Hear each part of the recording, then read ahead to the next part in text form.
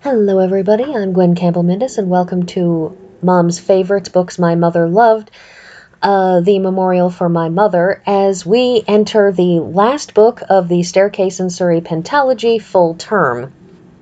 So, we started this out with the Gaudy, a class reunion that our protagonist Duncan Patullo went to, following which he was invited to become part of the regular staff at at this fictional college at Oxford.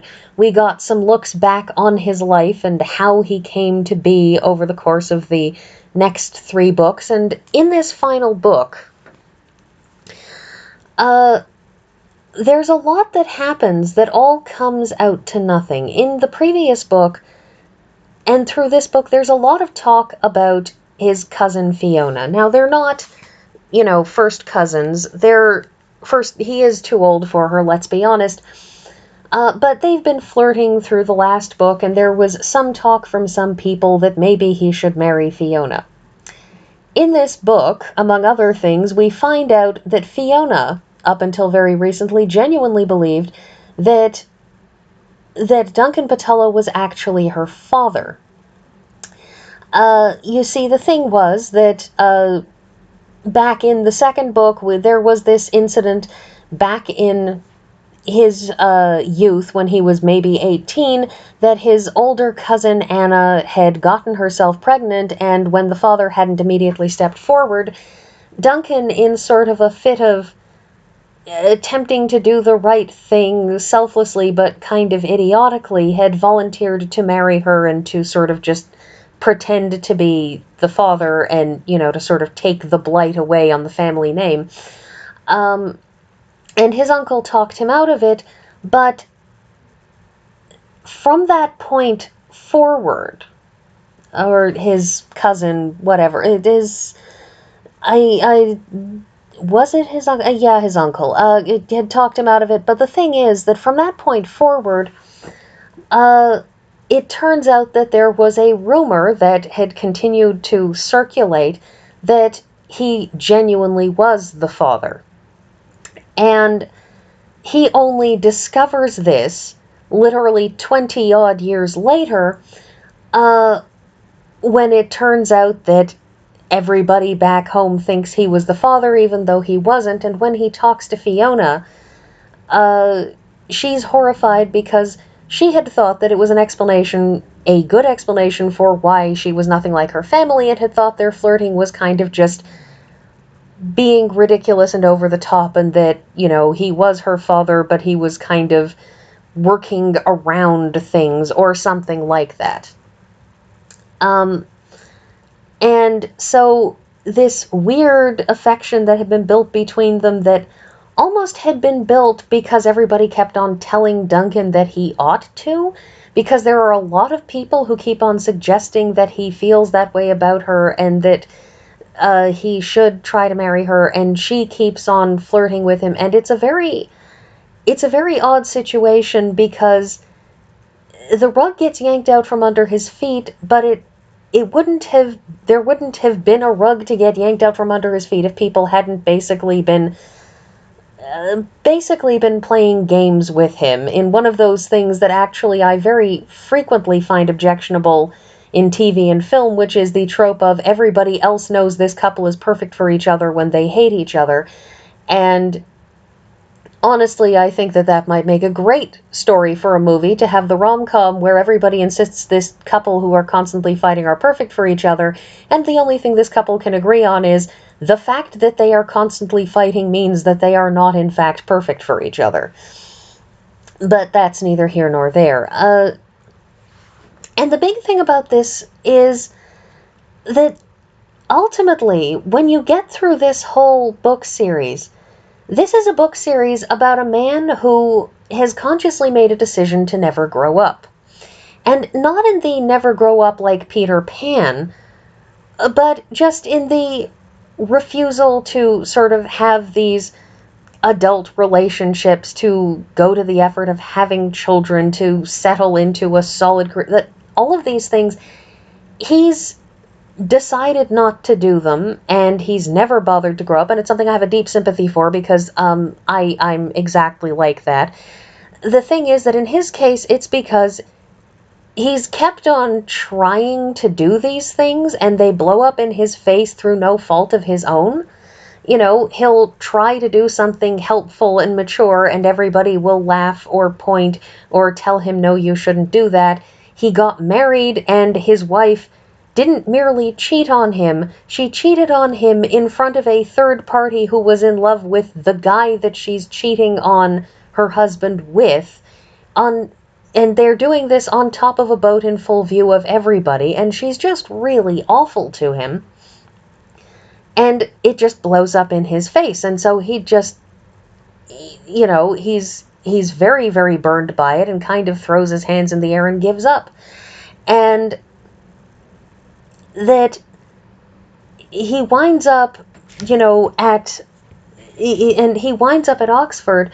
And the thing is that every time that he's tried to be helpful, to give good advice, all of these sorts of things, it falls apart around him, in no small part because so many people are not telling him things he needs to know, or are outright saying things that are not in fact fully true, are expecting him to divine things by instinct.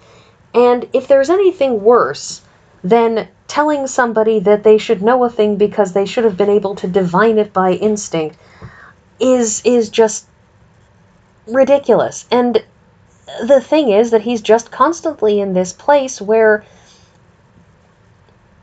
there's no way for him to really make a stab at doing the adult thing, because every time he tries it, it just goes kablooey at him. And so there's a lot to feel sympathetic about in this book towards Duncan. I mean, obviously he is by no means perfect, but at the same time, he's kind of floundering in a way that goes beyond, well, all of us adults in the world, we flounder and we just pretend we know what we're doing, because you feel a little bit like somebody didn't bother to tell him things that he should have been told, and it's not really his fault. But the thing is that it makes these books very, very unpleasant to read in the end, because you get out at the other end of this, and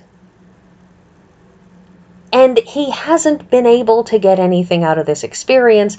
He hasn't been able to move forward in any way, and a lot of it is because people in their way are effectively holding him back or tripping him up, or are so involved in their own things that there's nothing they can do about it. And so it's ridiculous. And the thing is that on top of all of that, the last book cycles right back around to a Gaudi. There's the whole series of books opened with a Gaudi, the first book, and the last book closes with a Gaudi going on, that you have this, and things sort of close out there, and then you just get this final couple of chapters of Arnold Lempriere, who we were introduced to in the first book, has finally died, and the final chapter is just 1.5 pages, and it's Duncan contemplating the fact that all of these students are showing up at Oxford, first years, second years, what have you, and they're showing up and they've come back, and there's no difference. They don't notice anything because they're all temporary, and the world just drifts right on past and keeps on going, and hasn't even noticed. He has made this couple of years that he's been in Oxford, he hasn't made any sort of impact. And you read these books, and yes, he has in his way made an impact. There are people that he has helped, people who he has given the leg up to help them meet the right people, or someone who will give them a boost, or make sure that their friendships are are trundling along better, but it's this weird, problematic thing where he's just standing still, but part of why he's just standing still is that nobody's helping him not stand still. And there may be an aspect whereby maybe he should have tried harder or done something else, but sometimes you look at it and you say, maybe the trying harder just isn't worth the effort. But I'm probably projecting because, frankly, I'm an antisocial person who lives like a hermit, and I would probably never bestir myself anywhere if I didn't have to. So I'm maybe not the best person to be talking about learning to get out into the world or effect more change or affect more people or something. So can I see the interest in this book? Yes. Can I see the value in this book? Yes. Did I particularly enjoy this book or this series of 5 books? No. So, yeah. This is a book that my mother loved. This is a book that I can see why my mother would have enjoyed it in all the complex, high-powered intellect that she had at one point. But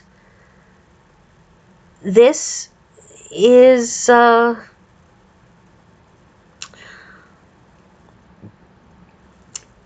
just not really my thing, as so many of these are.